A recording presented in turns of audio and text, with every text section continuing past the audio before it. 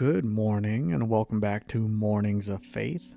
Before you let yesterday's mistakes or last week's regrets define how you show up today, just take a pause with me.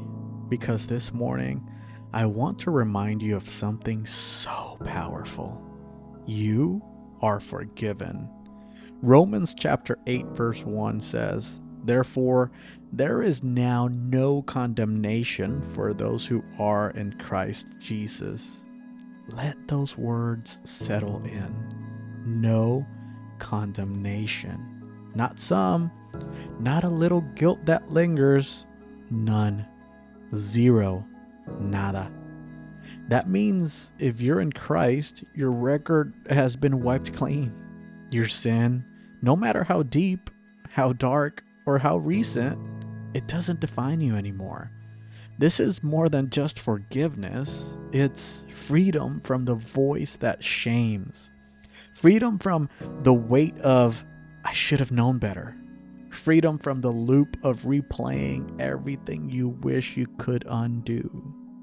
Maybe there's something in your past you still carry like a scarlet letter. Something that keeps showing up in your mind when you try to pray. Maybe you feel like you've disqualified yourself from God's grace, like He forgives others, but not you, not for that. But here's the truth. Forgiveness isn't about what you deserve. It's about what Jesus already paid for. You don't have to earn what's already been given, and you don't have to punish yourself for what He already took to the cross. When Jesus said, "It is finished," He meant your guilt too. And yes, healing does take time, but freedom begins the moment you believe Him. The moment you stop agreeing with shame and start agreeing with grace. So if the enemy is reminding you of your past, you can remind him of the cross. When your mind wants to spiral, you can say, "That may have been who I was, but it is not who I am."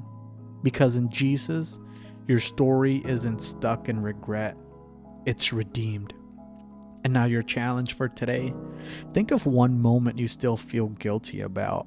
And instead of pushing it down or pretending it doesn't matter, just bring it to God.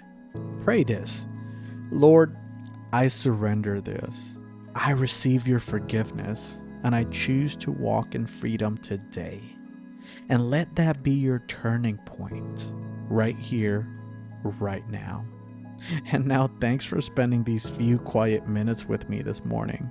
If today's reflection spoke to you, share it with someone who needs to hear this truth.